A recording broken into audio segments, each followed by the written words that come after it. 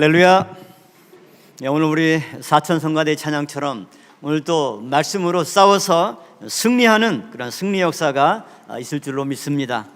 오늘 역대상 21장 15절부터 19절까지 말씀을 통해 오르난의 타작마당에 임한 신비한 은혜라는 제목으로 함께 은혜를 나누고자 합니다. 오르난의 타작마당, 사무엘하 24장에서는 이 오르난이라는 사람의 이름이 이제 아라우나로 되어 있죠. 아라우나 또는 오르난, 같은 사람입니다. 하나님께서 다윗을 통해 성전을 준비하시고 그 아들 솔로몬이 예루살렘 성전을 세웠습니다. 그 성전을 세운 자리가 어디냐? 바로 이 오르난의 타작마당, 그 자리에 하나님이 성전을 세우셨습니다. 역대하 6장 5절과 6절 말씀 보면 하나님이 성전을 세우실 때는 그곳은 당신의 이름을 두시는 곳인데 이스라엘 땅 전체 가운데 아무데나 당신의 이름을 둘 성전을 세우는 것이 아니라 하나님이 직접 선택했다. 그리고 구약 때는 예루살렘, 하나님이 허락한 성전 외에 다른 곳에 성전을 세우고 단을 쌓고 예배를 드리면 하나님께 무서운 심판을 받았습니다. 이처럼 하나님은 당신의 이름을 두실 성전 자리, 하나님이 직접 선택하셨고 그만큼 하나님이 중요하게 여기셨는데 왜 하필이면 이 오르난의 타작마당에 하나님의 이름 두실 그 성전을 세우셨을까?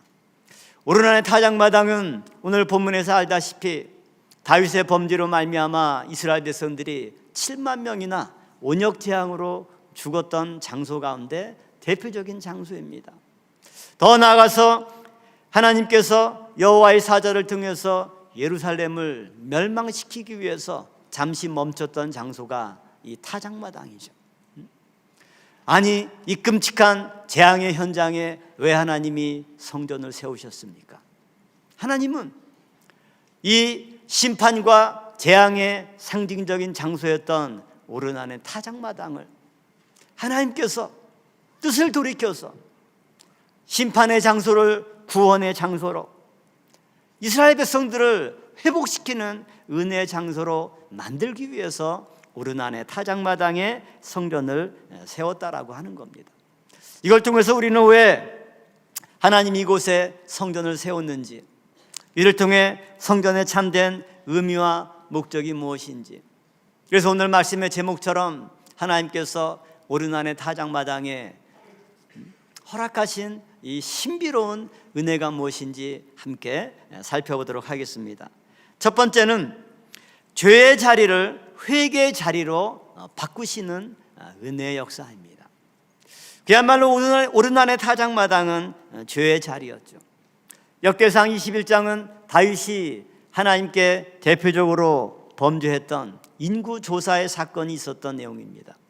인구조사의 목적은 세금을 징수하고 강제 노역을 부과할 숫자를 파악하고 또 군대 징집을 위한 목적에서 다윗이 인구조사를 한 겁니다. 이것은 하나님을 신뢰하던 신앙을 저버리고 인간적인 방법과 수단을 획책하는 그러한 시도였죠. 그 결과 하나님이 진노하셔서 다윗에게 3가지 선택지를 줬죠. 네가 3년 동안 기근을 당할래? 아니면 3개월 동안 적에게 쫓겨다니고 도망을 당할래? 아니면 3일 동안 온역 재앙을 당할래? 다윗이 3일 동안 온역 재앙을 선택했을 때 이 3일 만에 이스라엘 백성들 7만 명이 죽는 재앙이 일어났습니다. 이걸로 끝이 아닙니다. 하나님께서 예루살렘을 멸하기 위한 천사를 보내어서 그 천사가 칼을 딱 들고 오르난의 타작마당에서 예루살렘 편을 지금 바라보고 있는 상황이죠. 그러므로 작은 첫 번째로 이 오르난의 타작마당은 죄와 심판의 상징적인 장소였다라고 하는 거죠. 본문 15절에 나오는 여호와의 사자에 대해서 사무엘하 24장 16절과 17절은 그 여호와의 사자를 뭐라고 표현하고 있냐면 백성을 멸하는 천사, 또 백성을 치는 천사. 아니, 하나님이 우리 백성을 도와주고 보호하는 천사만 있는 줄 알았더니 백성을 멸하는 천사, 백성을 그 칼로 치는 천사를 보낸 겁니다. 그 3일 온역재앙으로 끝난 것이 아니고 7만 명 죽는 것으로 끝난 것이 아니고 이 백성을 치는 천사가 그 칼을 예루살렘을 향해서 휘두르면 그 예루살렘 전체가 멸절될 수밖에 없는 심각한 상황입니다. 그래서 본문 15절에 멸하려, 천사가 예루살렘을 멸하려 했다 했는데 이 멸하다라고 하는 단어는 히브리어로 샤트라고 하는 단어입니다. 뜻은 뭐냐면 파괴하다. 근데 이 파괴하는 정도가 어느 정도냐? 이 샤트가 사용된 대표적인 성경 구절을 보니까 창세기 6장과 9장에 보면 노아 홍수 당시에 하나님이 홍수로 세상을 심판하고 멸절시킬 때 사용된 단어가 샤트예요. 또 두 번째는 어디에 많이 쓰였느냐? 창세기 18장과 19장에 보면 소돔과 고모라 성을 하나님이 멸절시켰는데 그 소돔과 고모라를 멸하다 할 때 창세기 18장과 19장에 각각 3번씩이나 이 단어가 사용됐다라고 하는 거죠. 그러면 예루살렘을 멸하다, 얼마나 심각한 그러한 상황입니까?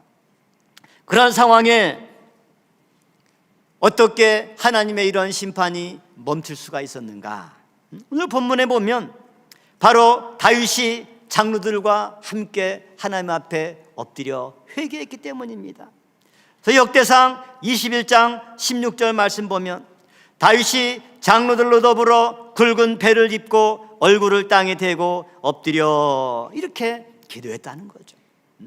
그 심판의 목전을 두고 다윗이 취한 행동, 어떤 변명이나 다른 것이 아니라 바로 하나님께 바로 납작 엎드렸습니다.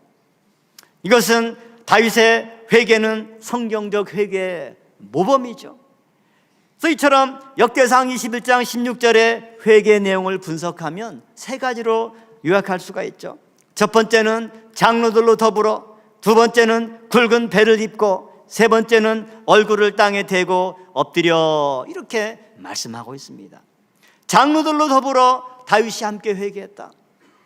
장로들 입장에서는 아니 잘못은 왕이 해놓고 왜 우리까지 회개해야 됩니까? 이렇게 할 수가 있겠죠. 또 사무엘하 24장에 보면 다윗만 회개하는 걸로 나와 있어요. 그러나 역대상 21장 본문에는 다윗 혼자 회개한 것이 아니라 장로들과 더불어 회개했다. 그리고 두 번째는 굵은 배를 입었다. 굵은 배옷은 회개할 때 입는 옷이지만 동시에 상복입니다. 상복. 장례 때 입는 옷이에요. 그러므로 진정한 회개는 뭐냐? 사람이 죽은 것처럼 슬퍼하고 자책하고 나 자신을 하나님께 희생제물로 온전히 드리는 것, 이것이 굵은 배를 입고 회개하는 거죠. 그 다음에 얼굴을 땅에 대고 엎드렸던 거죠. 이것은 죄인이 용서를 구하는 가장 낮은 자세입니다. 이 광경을 한번 보세요.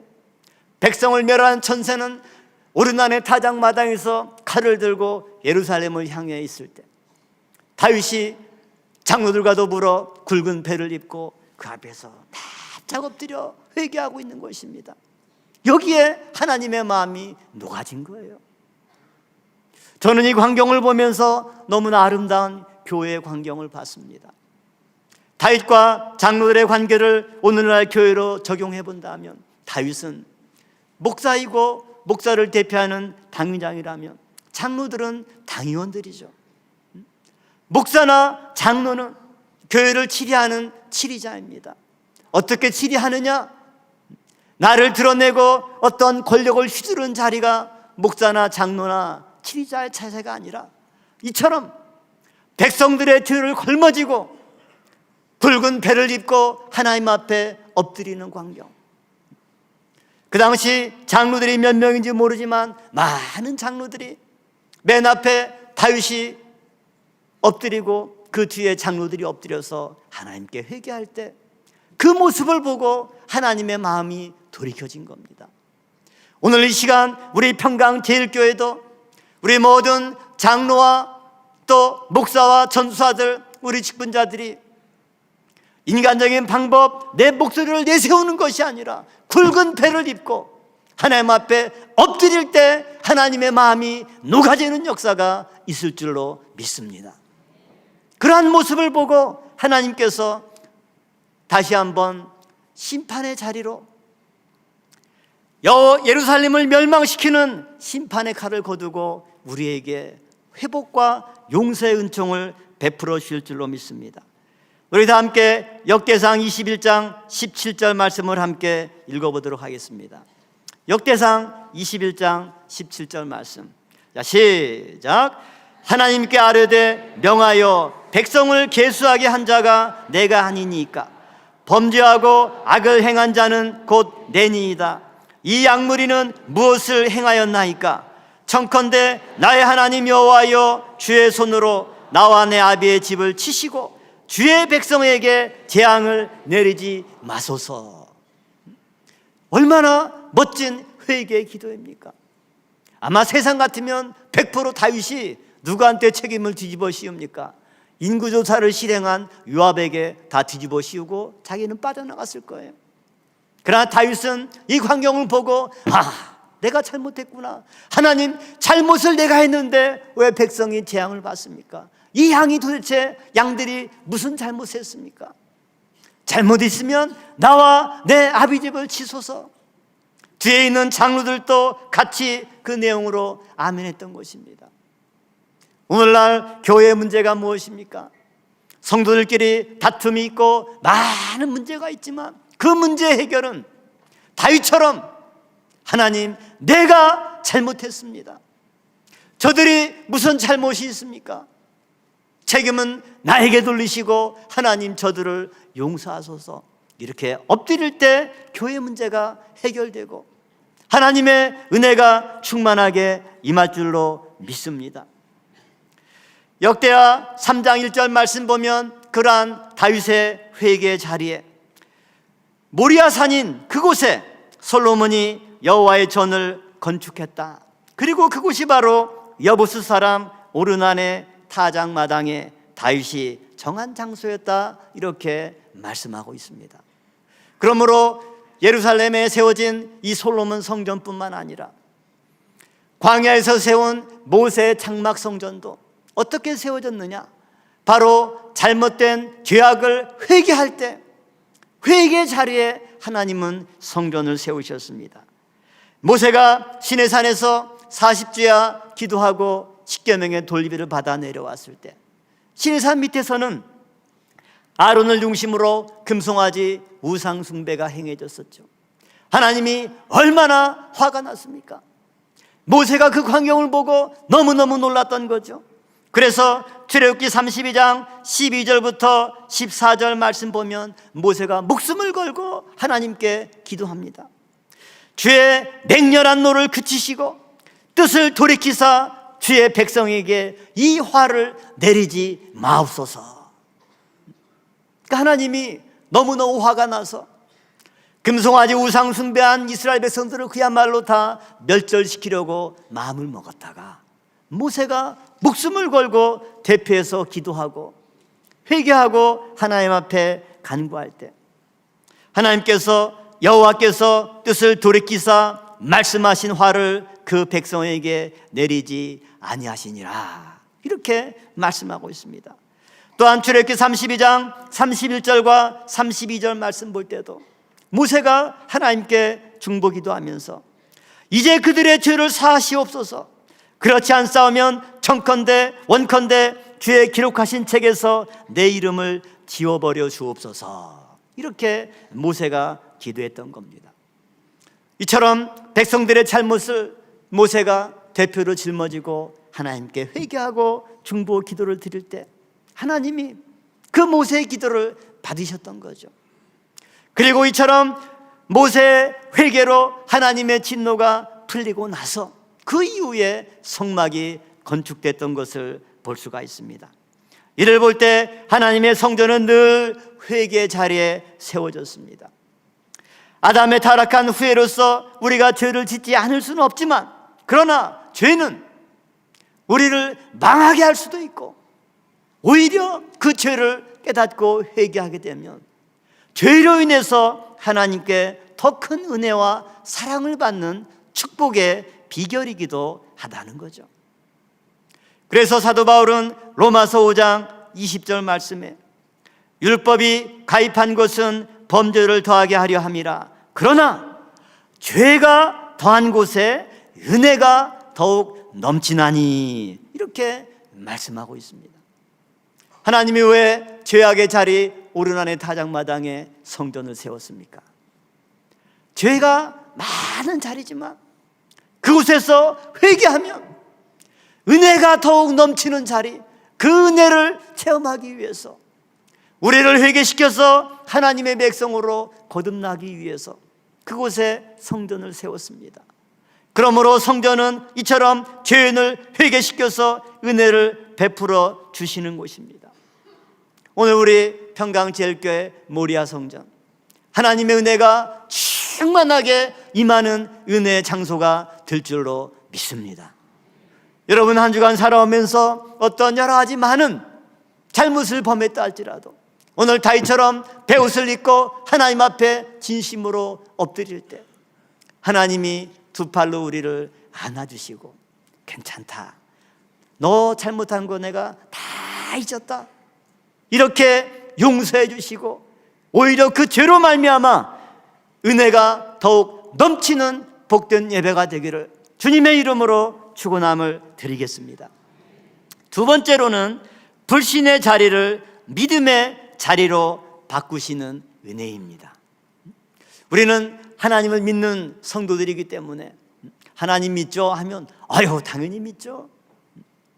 내가 하나님을 믿지 못하고 불신의 자리에 섰다는 것은 생각하지 못합니다. 그러나 불신이 무엇입니까? 불신이라고 하는 것은 하나님을 부정하고 믿지 않는 것만을 가리키는 것이 아니라 인간적인 방법으로 믿는 것 자체가 불신입니다. 성도들이 하나님께 잘못 범할 때 아유 하나님 안 계셔, 내가 뭘 하나님 믿어, 이렇게 돌아서는 성도가 어디 있습니까? 그런 사람 거의 없어요. 그런데도 불구하고 하나님이 우리를 향해서 왜 나를 믿지 못하느냐 책망하는 이유는 무엇입니까? 우리가 믿는다 하면서 내 생각대로 인간적인 방법대로 믿으려 하기 때문에. 다윗의 잘못도 무엇입니까? 다윗이 하나님을 불신한 것이 아니라 하나님을 믿지만, 하나님의 뜻을 이루고자 했었지만, 그러나 그것을 하나님의 방법대로 이루기 위해서 나를 내어놓은 것이 아니라 내 생각대로, 내 방식대로 한번 하나님의 뜻을 이루어 드려야 되지. 이게 다윗의 잘못이었던 거죠. 그러므로 작은 첫 번째로 다윗의 불신과 인간적인 생각이 바로 이 인구조사에 드러난 겁니다.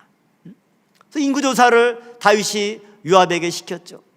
그때 역대상 21장 3절과 4절 말씀 보면 요압이 다윗에게 뭐라고 얘기합니까? 여호와께서 그 백성을 지금보다 100배나 더하시기를 원하나이다. 내 주 왕이여, 이 백성이 다 내 주의 종이 아니니까.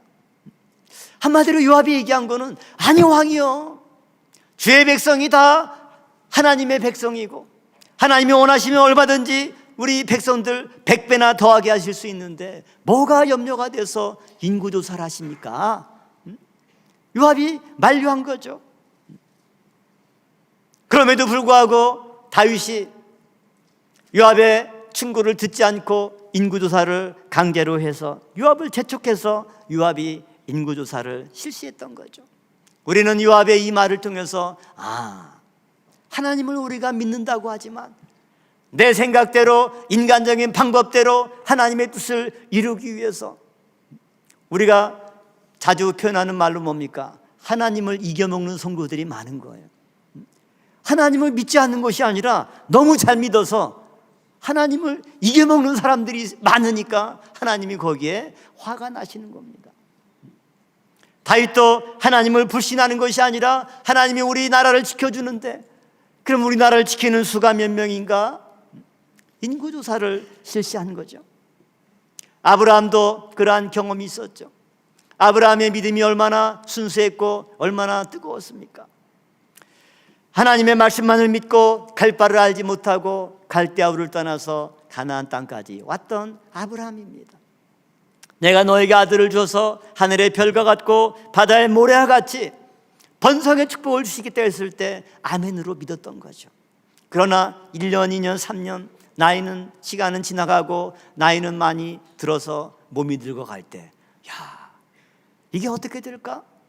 그때 아내 사레가 여보, 나는 이제 더 이상 아이를 가질 수 없으니까 우리 애굽 여인 하갈을 통해서라도 낳으면 그게 하나님의 말씀을 이루는 방법이 아니요. 아브라함이 듣고 보니까 그것도 좋은 방법인 것 같아요. 그래서 창세기 16장 2절 말씀 보면 아브라함이 사레의 말을 들으니라. 우리 여자 성도님들, 남편도 내 말 좀 들었으면 좋겠다. 그럴지 모르지만 아브라함이 늘 하나님 말씀 듣다가 이때는 아내 말 듣다가 그야말로 폭망하는 거죠. 그 결과 이스마엘을 낳고 말았습니다. 아브라함 하나님 믿지 못했습니까? 믿었지만 아브라함과 사레는 어떻게 인간적인 방법으로 하나님의 말씀을 이루려고 머리를 짜냈던 것입니다. 이것이 하나님 입장에서는 이 녀석이 내 말을 믿지 못하는구나. 한번 믿음의 길에서 일탈하면 점점 믿음이 연약해집니다.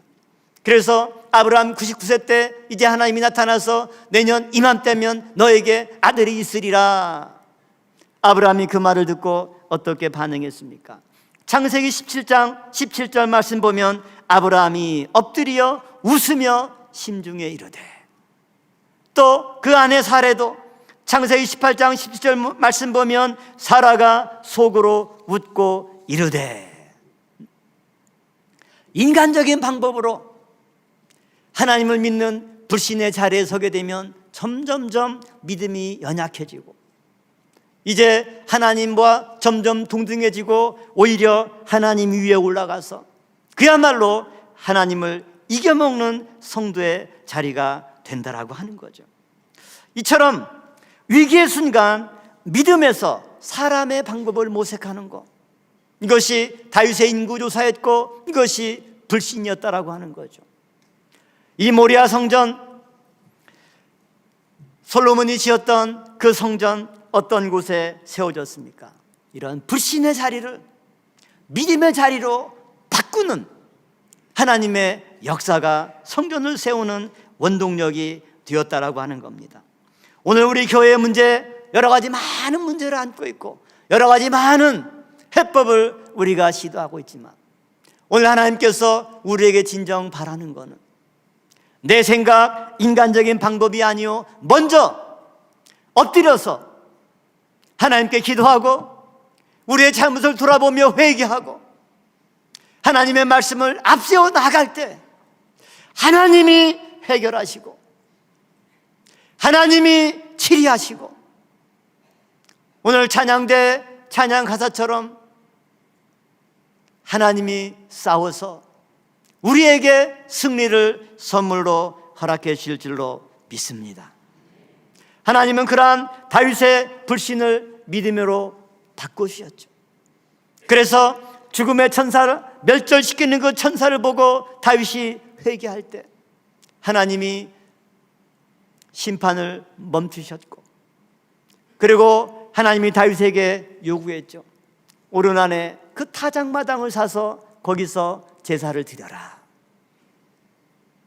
다윗이 오르난에게 나아가서 당신의 밭을 나에게 좀 파시오. 내가 이곳에서 하나님께 제사를 드리려고 합니다.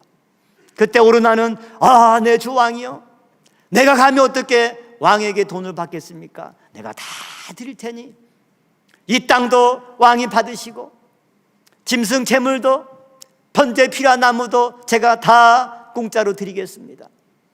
그러나 다윗이 역대상 21장 24절과 24절 말씀 보면 뭐라고 답변하고 있습니까?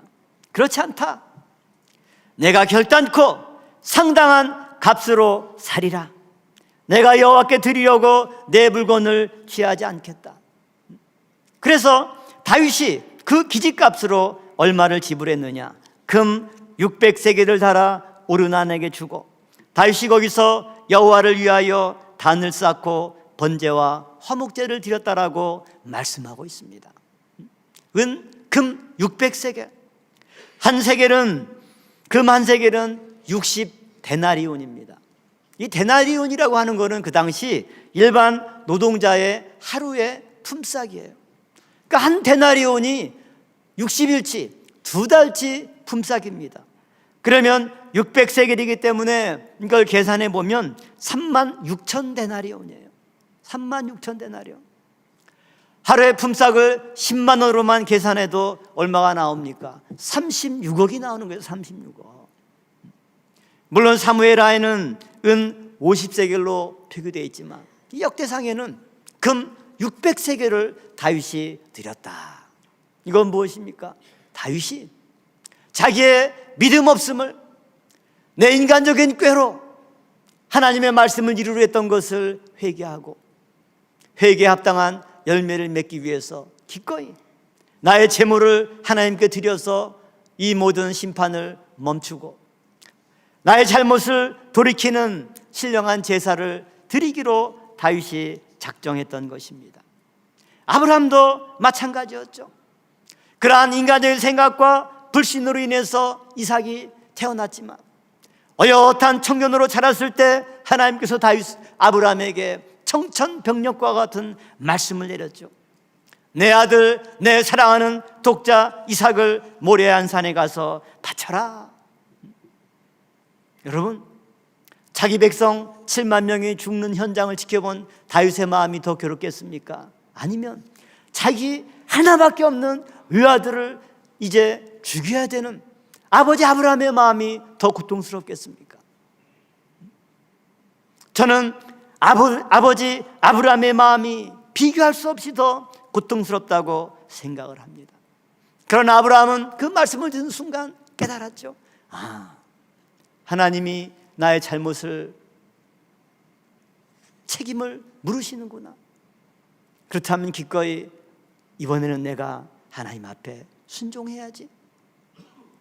그래서 3일 길을 걸어서 사랑하는 독자 이삭을 데리고 모리아 한 산으로 갔습니다. 그런데 놀라운 것은 히브리서 기자가 뭐라고 말씀하고 있습니까? 히브리서 11장 19절 말씀 같이 한번 읽어보도록 하겠습니다. 히브리서 11장 19절 말씀. 자, 시작. 저가 하나님이 능히 죽은 자 가운데서 다시 살리실 줄로 생각한지라. 비유컨대 죽은 자 가운데서 도로 받은 것이라. 얼마나 놀라운 믿음입니까? 아브라함은 믿음이 점점 연약해져 가는 가운데 하나님의 이런 청천벽력 같은 말씀을 듣는 순간, 그 순간 모든 걸 다 깨닫고, 하나님, 나의 믿음 없는 걸 용서하소서. 아들을 바치지만 바칠 때 갑자기 이제 아브라함이 완전히 믿음의 사람으로, 그야말로 내가 바치지만 하나님이 다시 죽은 자 가운데서 살릴 것을 믿는 그 부활의 신앙으로, 그러한 믿음으로 아브라함이 그 아들을 데리고 모레한 산에 올라간 것입니다. 이와 같이 아브라함의 불신앙이 부활신앙의 토대로 바뀌어지게 되었고, 그 터 위에 솔로몬 성전이 세워졌던 것이죠. 이처럼 하나님을 믿지 못했던 불신의 현장이 믿음의 장소로 바뀐 것입니다. 그러므로 성전은 어떠한 곳이냐? 믿음으로 헌신하는 곳이고, 믿음이 없는 자를 믿음의 사람으로 변화시키는 곳이 바로 성전입니다.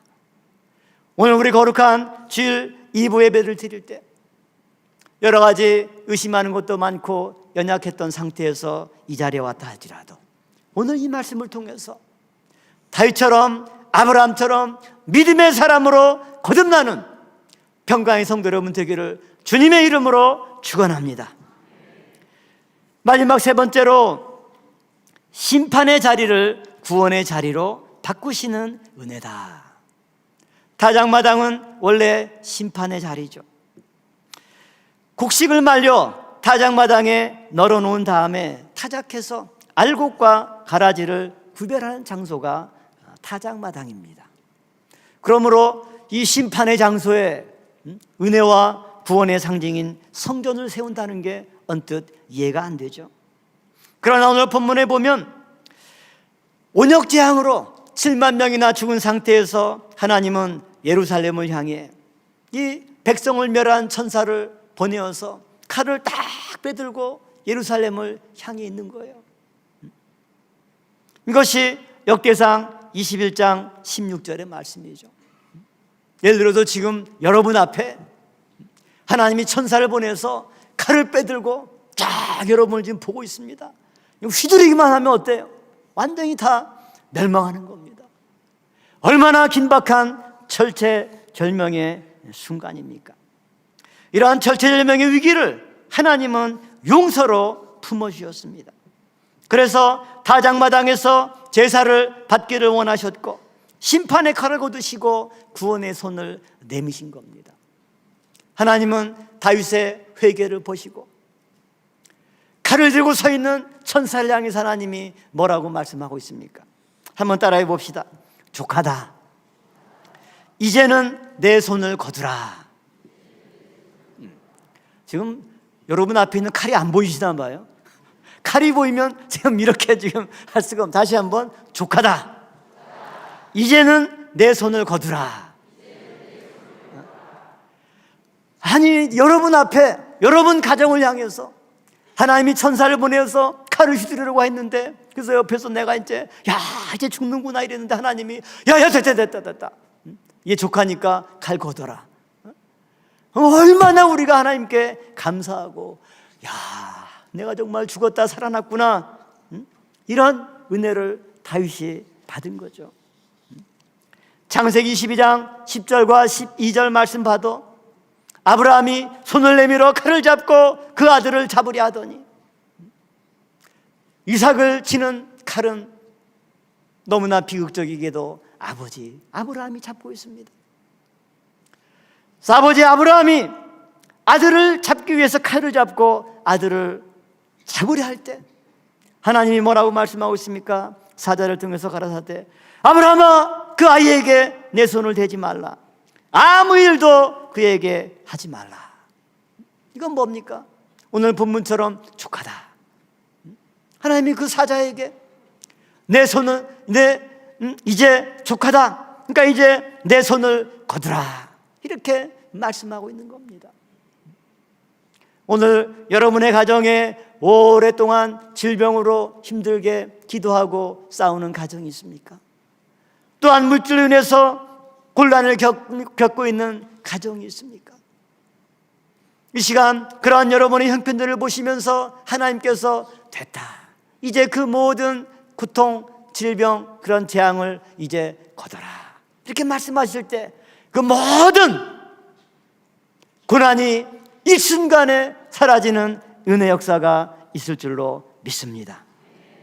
이처럼 다윗의 회개와 제사를 받으신 하나님은 결국 예루살렘을 향해 높이 들었던 심판의 칼을 쓰시지 않고 칼집에 도로 넣었습니다.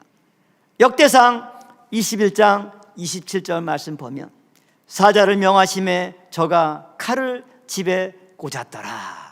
할렐루야. 여러분 앞에 여러분의 가정에 어떤 재앙의 칼이 딱 도사리고 있다 할지라도 하나님께서 야야 걔 평강제일교회 교회냐 칼집 빨리 도로 집어넣어. 이렇게 그 모든 심판을 구원의 축복으로 바꿔주는 역사가 있을 줄로 믿습니다. 그러므로 구원은 나의 공로가 아니라 오직 하나님의 은혜입니다. 출애굽 때 10번째 장자 재앙에서 이스라엘 백성이 살아난 것도 자기의 공로, 자기의 힘, 자기가 돈을 써서 살아난 것이 아닙니다. 오직 어린 양의 피를 문설주에 발랐을 때 죽음의 천사가 그 피를 보고 이 집은 하나님의 백성의 집이구나 해서 그 집은 유월했기 때문에 살아난 거지.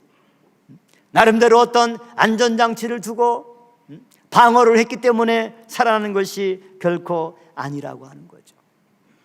하나님도 죄로 인해서 인류를 심판할 수밖에 없었습니다.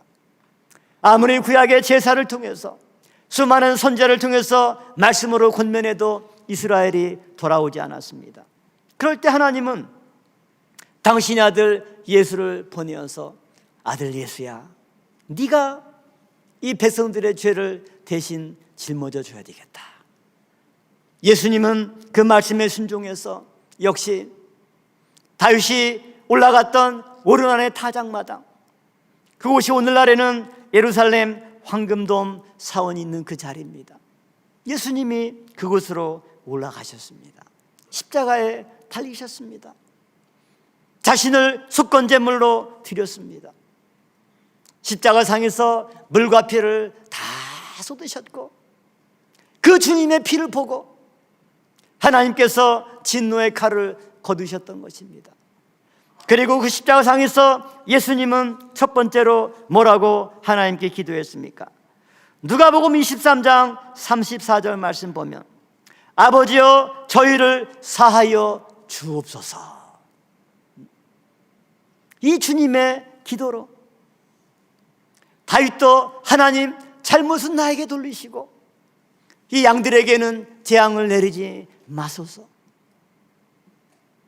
역시 주님의 죄 용서의 기도를 다윗이 믿음으로 하나님께 드렸던 것입니다. 이처럼 하나님은 우리를 심판하시는 하나님이 아니라 우리를 구원하고자 하시는 하나님이죠.